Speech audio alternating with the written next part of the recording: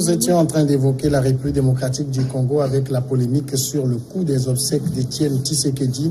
Nous accueillons sur le plateau Germain Pouli, directeur de publication de Togo Réveil. Bonsoir Germain. Bonsoir Samuel et bonsoir à tous les téléspectateurs. Francisco, vous aviez la parole sur ce que coûtaient donc les cérémonies. On parlait même du Togo avec ce que ça nous coûte chaque 5 février. Oui, et évidemment, ça nous coûte. Et bon, en fait, personne n'a jamais évalué, mais tout ce que nous constatons, c'est que l'administration est vidée. Tous les véhicules administratifs sont partis. Même la dernière fois, j'étais avec un service spécialisé de l'État togolais dans le contrôle, qui disait que lorsqu'ils fouillaient même dans les livres des sociétés, et surtout étatiques, on voit, comment l'appelle-t-on, telle mission, ils ont envoyé tel nombre de gerbes et autres pour les funérailles des Adema et voilà et tout. Et puis, c'est le contrôle ne dit pas qu'il faut faire des trucs comme ça.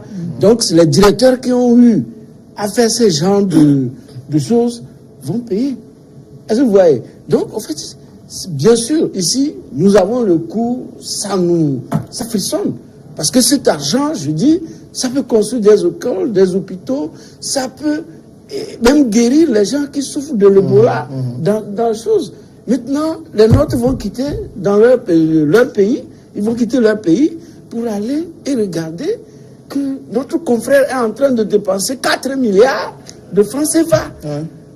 4 milliards qui peuvent même, comment l'appelle-t-on, financer le PND. 4 milliards, ils sont en train de mettre 4 milliards dans celui qui est déjà mort, décédé, qu'on va enterrer. Je ne dis pas que les obsèques, on doit les banaliser. C'est très important parce que quand on a des gens âgés de cet âge, pour ce qu'il a apporté pour le pays, ça va, mais ses enfants, il a envoyé ses enfants à l'école pour faire quoi? Non, il les a envoyés.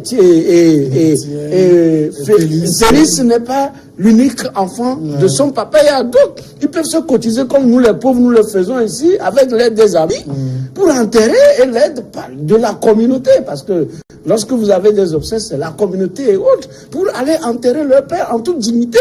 Et qu'à chaque fois qu'on réclame, et que les gens pensent que c'est l'argent du pays qui est toujours dilapidé dans des trucs. Mais il y a des gens à qui ça profite. J'ai cherché même à voir les sociétés à qui profitent ce genre d'organisation.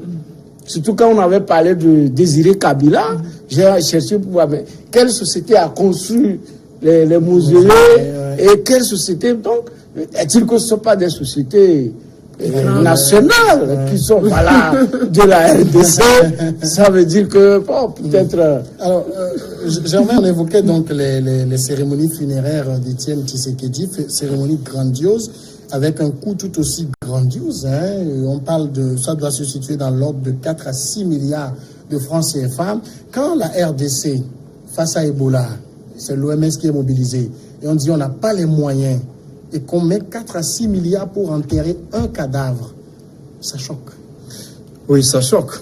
Maintenant, il faut s'assurer que c'est vrai, que les chiffres avancés sont vrais, parce que le chiffre qui est réel, dans ce qui circule depuis un temps, c'est le cours de la retransmission en direct des obsèques qui est à 52 à 54 000 $.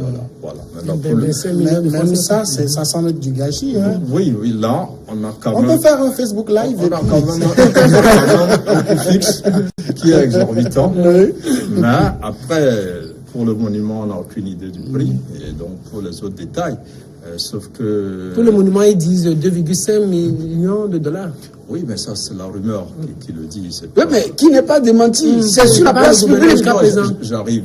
Je crois que, de toute façon, je ne dis pas que ce n'est pas possible, c'est fort possible, mais on ne va pas prendre pour argent comptant tout ce que les gens disent sur les réseaux sociaux et même parfois dans la presse. C'est pas parce qu'on ne dément pas. Mais ce qui est évident, quand vous en avez parlé et quand on attend un six chef d'État qui arrive, par exemple, c'est un coût énorme. Ça prend une autre la sécurité, l'hébergement. Non, mais c'est pas eux qui achètent le billet d'avion de Fort Gnassingbé. Oui, mais surtout qui s'assure de la sécurité. En principe, c'est le pays qui accueille, qui prend en charge tout. Donc, ça veut dire que c'est quand même l'avion aussi, quelque chose de grandiose. Et ils ont chômé Le jeudi, voilà aussi une incongruité. Un sommet payé. Bon, déjà que Donc, demain, dans beaucoup de pays, c'est un peu surtout sommet. qu'ils sont assez chrétiens là-bas en RDC. Mais quand même, c'est sommet payé. Ça veut dire que c'est de l'argent qu'on perd un peu, parce que dans le privé, généralement, ils ne connaissent pas le chemin payé. C'est dans l'administration publique. Mais c'est beaucoup d'argent. Moi, je ne crois pas à ces chiffres. Mais vous savez, c'est en grandeur, en nature, ce que nous faisons dans nos petites familles. Nous accordons trop d'importance aux cadavres. Avant même d'arriver à Étienne Tshisekedi, qui n'est pas n'importe qui, il faut l'avouer. Vous aurez des gens qui n'ont rien à manger, des gens qui sont malades, ils n'ont même pas de quoi se soigner. Le jour de leur enterrement, on mobilise 1 million, 2 millions pour les enterrements. 3 millions, 10 millions. C'est le même scandale que nous voyons à l'échelle nationale. Maintenant, c'est quand même une situation assez difficile parce que le cadavre est resté pendant plus de 2 ans à Bruxelles. Kabila, fils Joseph Kabila, voulait organiser les obsèques. La famille a refusé. La famille, heureusement, aujourd'hui, le fils est devenu président. Mais il ne faut pas aussi oublier que le fils n'a pas une réelle popularité. Il a profité de l'aura de son père. Donc, ce n'est pas de lui-même. Donc, c'est... En même temps, à travers ces cérémonies, il espère un dividende. Oui, en réalité, ce que l'organisation dit, ce n'est pas les obsèques, mais c'est la célébration de la victoire de la démocratie. En fait, c'est une fête à travers...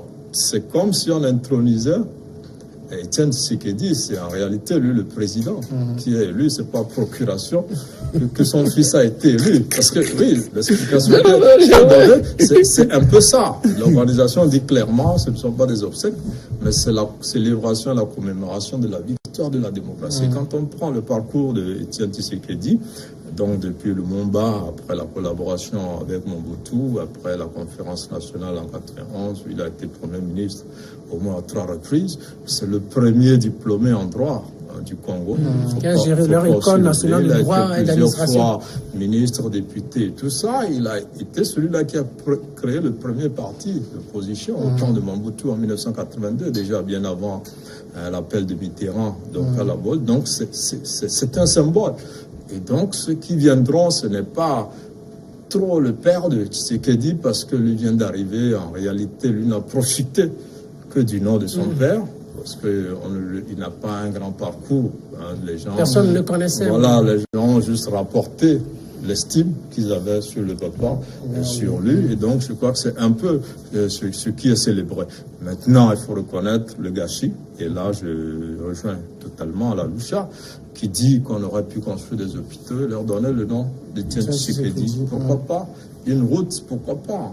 Un monument, il servira à quoi? C'est vrai, pour les touristes, pour ceux qui aiment, c'est vrai. Bon, comme je l'ai dit au début, quand vous allez au cimetière de Bekuta, vous verrez parfois des tombes qui ressemblent à des maisons.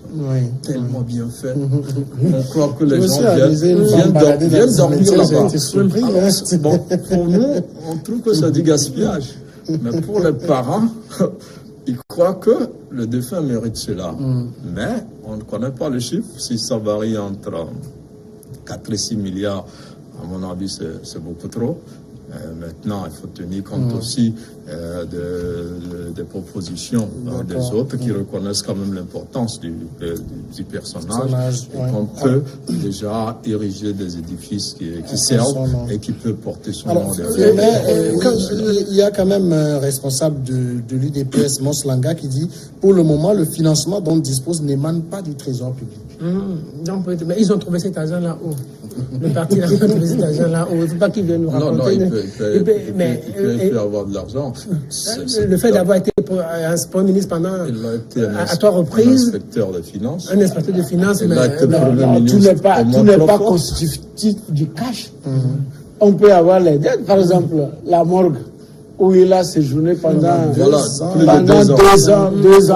C'est pas déjà payé cash, ça va être une facture envoyée au trésor. Donc toute l'organisation, peut-être qu'ils vont aller même prendre des sociétés étrangères pour venir faire la sono et autres. Ça va coûter, c'est des factures qu'ils vont envoyer après, donc ils ne nous disent pas des conneries comme ça. On dit peut-être. Donc, de toute façon, la présidence a un budget une ligne voilà, sur laquelle elle peut rouler, qui n'est pas forcément destinée à des fins connues. Les caisses de souveraineté, il peut y avoir aussi la présidence. D'autres bonnes volontés. Mais c'est toujours du budget. Non, pas forcément du budget. C'est ce que je veux dire. Ils disent que c'est pas du trésor public. C'est ce que le comité d'organisation dit. Mais ils disent qu'il y a un fonds qui est disponible au trésor public. Mais il y a un fonds qui est disponible au trésor public. Qui permet de rendre hommage à des personnalités comme tout ça. Donc ce fonds-là, probablement, sera mis à disposition. Et ça, un fonds ne peut qu'être voté que par des députés. Mais Germain a touché un problème de fond qui mérite d'être vraiment abordé. Lorsqu'il dit qu'en traçant, disons, une petite biographie de Étienne Tshisekedi, et que nos chefs d'État reconnaissent, et ils vont, alors que eux-mêmes, parce que quand vous prenez Ouganda, tout ce qui est en tout, qui emprisonnent, qui bastillent leurs opposants tous les jours, est-ce qu'il faut les mettre comme ça en prison, les martyriser pour aller les célébrer? Parce que je ne vois pas en quoi ils iront célébrer un opposant historique. Est-ce que les chefs d'État... Oui, mais attendez. Oui, mais je sais. Tout ce que... C'est même sa mort. Je vous dis que sa mort, sans évacuation, sans santé, peut-être qu'il serait vite parti. Ou que son État, qu'il a servi, ou qu'il aurait servi, aurait construit des infrastructures qui n'allait pas. Il est aussi comptable, il a été 3 fois pour un ministre. Mais je sais. Ce qui se passe à l'RDC, ce n'est pas parce que lui célèbre la mort de son père ou célèbre un ancien premier ministre ou une grande personnalité que le chef d'État aussi se range dans cette dynamique-là. Parce que ce n'est pas un ancien chef d'État. Et Adema est mort dans ce pays demain. Et Adema a dirigé le pays pendant 38 ans. On ne lui a pas fait tout ça. On ne lui a pas fait tout ça. Vous venez de parler du 5 février, mais jusqu'à présent, l'État ne s'est jamais prononcé en ce qui concerne l'organisation du 5 février. L'État n'a jamais dit officiellement. On ne sait même pas les conditions. On ne sait même pas les conditions. Il n'y a jamais eu aucun comité d'organisation qui vienne sur les médias pour dire nous avons fait cela. Jamais. Moi, je suppose que c'est la famille même qui organise les 5 février. Dans le cas du Bénin, quand le général Kérékou est mort, on a dressé une facture de 2 milliards qui a été retorquée tout de suite. On a ramené à quelques centaines de millions. Mais justement, ils étaient là. On lui a fait faire même le tour de tout le Bénin. Oui, mais justement. Mais pour y aller, il n'y a aucune information qui circule sur le sujet. Oui, mais c'est ça. C'est parce que on n'a pas voulu qu'on sache. La preuve, parce que en ce moment, c'était pas Kérékou au pouvoir. Il était parti. Il y a quelqu'un d'autre qui est venu, qui avait besoin des finances pour faire chose. Ici, c'est la continuité de Yadema. Nous continuons de vivre Yadema. On n'a vu pas une autre période. Donc, tout est fond conduit. Bon, entre griffes, c'est en tout cas les caisses de l'État, tout s'est confondu. Est-ce que vous comprenez? Donc, c'est ça. Maintenant, Yadema, comme vous l'avez dit, le père de la nation, aujourd'hui, on attend quand est-ce que Girkis Olympio, parce que Tshisekedi vient de lui damer les pions. Parce que dans les accords RPT, UFC et autres, le rapatriement de la dépouille de Sylvanus Olympio, le président du Togo élu, démocratiquement élu, il est encore à Gouégan. Jusqu'ici, on n'en parle pas. Tshisekedi est arrivé. Mais attendez, la famille doit aussi s'entendre sur les modalités. Attendez, c'est la nation, ce n'est pas la famille. Oui, mais c'est ça. C'est à la famille le dernier mot. Il a une famille biologique. Attendez, combien de temps Tshisekedi n'est pas resté à l'extérieur? C'est parce que la famille ne voulait pas. C'est parce que la famille a donné son office et tout. Mais la famille n'a pas donné l'accord, mais c'est inscrit. Le dans un accord intéressant. C'est inscrit dans un accord. C'est un président qui est enterré à l'étranger. À l'étranger, voilà. Mobutu, on doit rapatrier aussi. Le jour où un fils ou un petit-fils de Mobutu arrivera aussi au pouvoir, donc il va rapatrier. Ils n'ont pas la chance, ils sont décimés là. Qui reconnaîtra la valeur de Mobutu arrivera pour la réconciliation. Si le problème se pose, on va demander. Félix Tshisekedi a quand même cité Mobutu dans son discours d'investiture, qu'il a honoré sa mémoire. Oui, mais non, je crois que Félix Tshisekedi est un fin politicien. déjà le jour de sa victoire, il a honoré Joseph Kabila. Oui. Il a dit que c'est pas un adversaire, mais c'est un partenaire de la démocratie. Donc, c'est quelqu'un C'est une qui certaine maturité. oui, que les opposants n'ont pas l'habitude d'avoir en Afrique. Il assume. Il a dit clairement à ses militants, il sait que ce qu'il va dire ne va pas leur plaire, mais il le dira, il rend hommage à Joseph Kabila. Il l'a fait. Donc, rendre hommage à un adversaire, ici, on revient aux obsèques du feu général et Adema. On a vu des opposants qui ont déserté les cérémonies officielles d'hommage au président. Il va être présenté comment? Il va être présenté comment? Non, ils ne sont même pas allés. Oui, ils ne sont pas allés, c'est parce que, c'est parce qu'ils ne sont pas en confiance. Non. Attendez. Vous verrez que même ceux qui condamnent ces obsèques-là, ils attaquent sur le coup. Mais sur le fait des obsèques, ils n'attaquent pas. Même l'opposition à Tshisekedi n'attaque pas. Dans un adversaire politique, quand il a été quelqu'un dans un pays, il a joué un rôle, il faut accepter. Mais par ici, les opposants n'ont pas cette culture-là de tolérance, d'acceptation du jeu politique avec fair play. Et même après la mort de leurs adversaires, ils considèrent, figurez-vous que dans le cas de Tshisekedi, c'est Kabila qui voulait lui rendre hommage et la famille refusait. Heureusement que le fils a gagné et la famille a accepté. Sinon, c'était ma compliqué en Afrique. Moi, ce qui serait souhaitable, oui, ce qui serait souhaitable, c'est qu'on dépense moins. Pour ces genres de situations. Parce que vous imaginez comment le chef de l'Église catholique, Jean-Paul II, a été enterré de la façon la plus sobre, avec un cercueil tellement, ça vous rappelez? En Afrique, vous pensez? Non, pourquoi on doit continuer de dire dans les excès? Comment on fait dans les excès? Les gens s'endettent pour enterrer les morts. Oui, exactement. C'est aussi une sorte de compétition. Chez moi, ne s'endette pas. C'est ce qu'on la paix en France, elle dit, moi je dois arriver d'abord. Il y a des gens qui moi je dois arriver voir mon papa d'abord. Moi, j'ai vu des cadavres faire plus de 2 ans à la mort ici, attendant que les enfants à l'étranger rentrent. Ça, c'est des familles. On va passer au second sujet maintenant, c'est l'Algérie. Un militant algérien des droits humains et la cause des Mozabites, une minorité berbérophone d'Algérie, est décédé mardi en détention provisoire. C'est ce qu'a annoncé son avocat, qui a dénoncé un acharnement de la justice et une mort programmée. Libéré en juillet 2017 après avoir purgé 2 ans de prison, notamment pour atteinte à la sûreté de l'État et trouble à l'ordre public, Kamel Eddine Kehar avait été à nouveau arrêté, placé le 31 mars en détention préventive à Gerdaïa, à environ 480 km au sud d'Alger, pour atteinte aux institutions. Son avocat a confirmé sa mort. Il avait été envoyé à l'hôpital dans un état comateux après avoir tenté de faire une grève de la faim qui finalement, Firmin Teko, lui a été fatale. Bien évidemment, ça va peut-être inspirer de la façon la plus négative ceux qui vont toujours se hasarder à faire de la grève de la faim.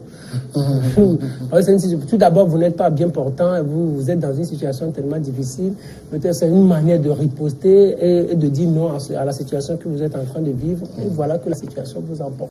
Sur ce point, il faut réfléchir. Vous savez, cette histoire de grève de la faim, l'une des choses qui ont payé peut-être dans les années 90, aujourd'hui, le temps est en train de et la démocratie aussi. Ce qui a marché à l'époque dans les années 90 peut ne pas marcher aujourd'hui. La deuxième chose que je voudrais ajouter, c'est au niveau des autorités.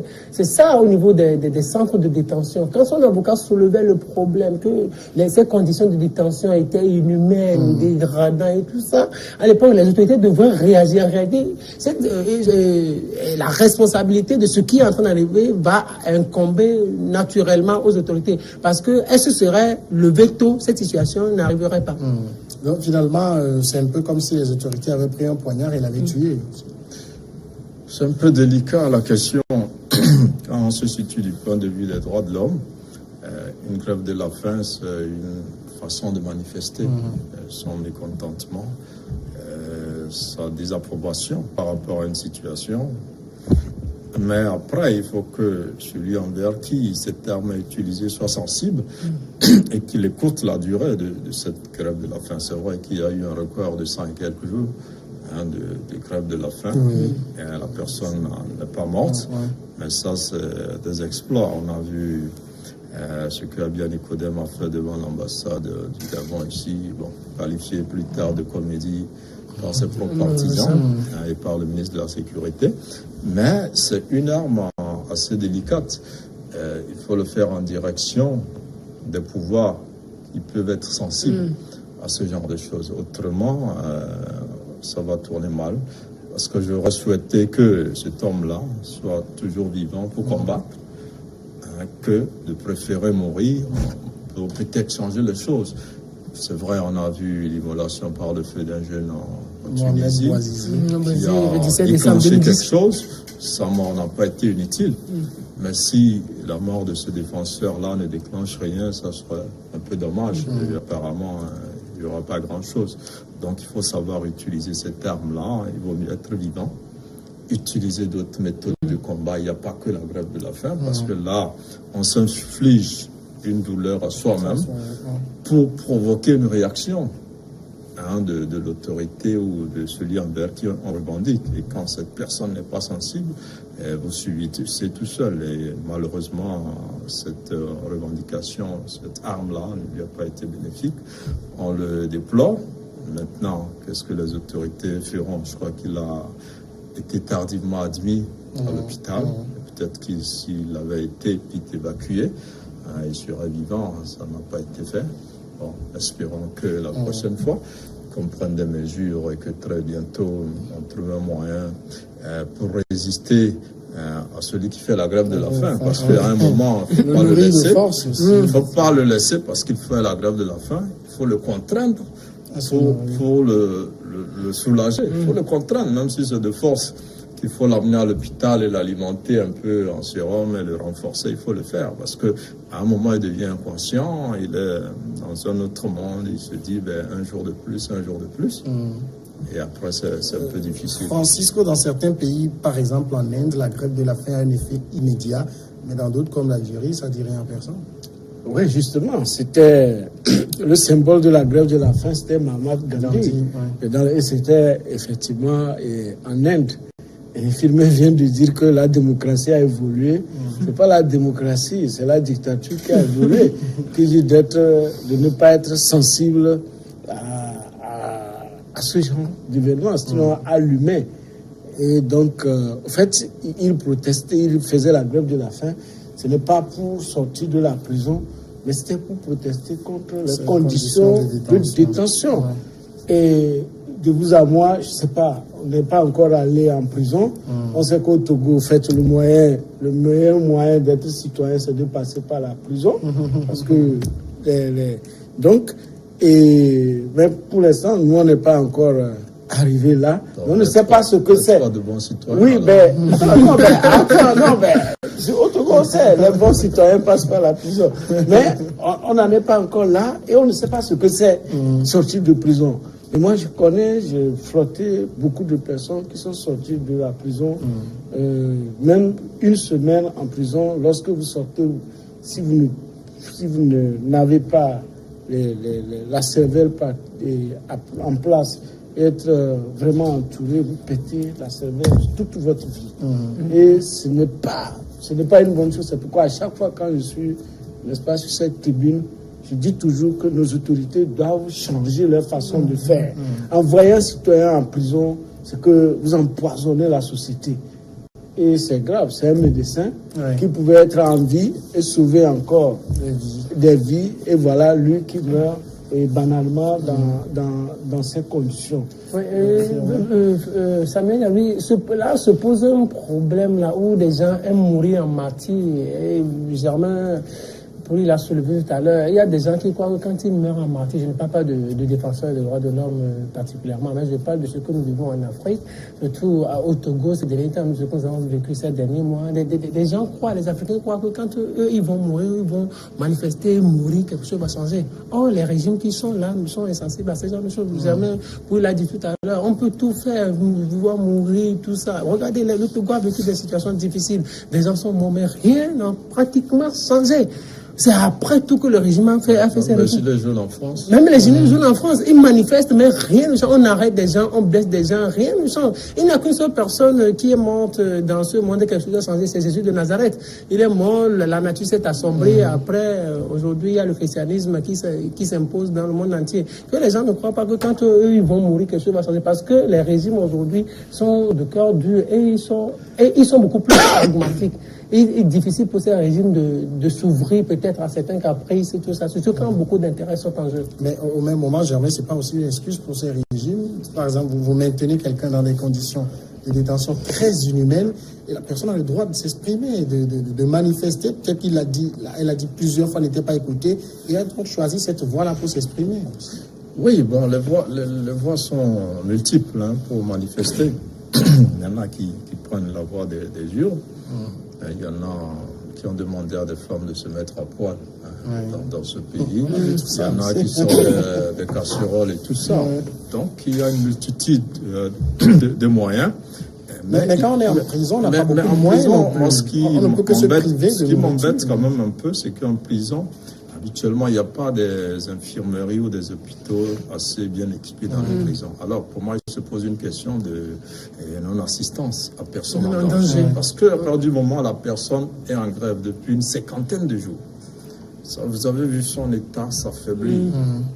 Vous devez lui porter assistance, même si elle ne veut pas. Et que vous n'avez pas à dire, bon, il fait la grève, on le laisse. Non, il fait la grève, mais il est en train de mourir. Donc, vous allez le sauver par force, même contre son gré. Peut-être là, les autorités carcérales ont manqué, et on peut les blâmer et même les poursuivre. Mais son avocat peut le faire, il peut poursuivre les autorités. Mais après, c'est que c'est le monsieur qui volontairement a voulu se priver de nourriture. C'est une arme qu'il a utilisée, qui se retourne contre lui, mais l'État, parce que l'a gardé dans un endroit est coupable. Parce que quand sa situation se détériorait, il avait l'obligation de le sauver dans le. Donc à partir de ce moment, je pense qu'on peut engager un peu la responsabilité. On va à la pause de et l'État. on revient après pour continuer.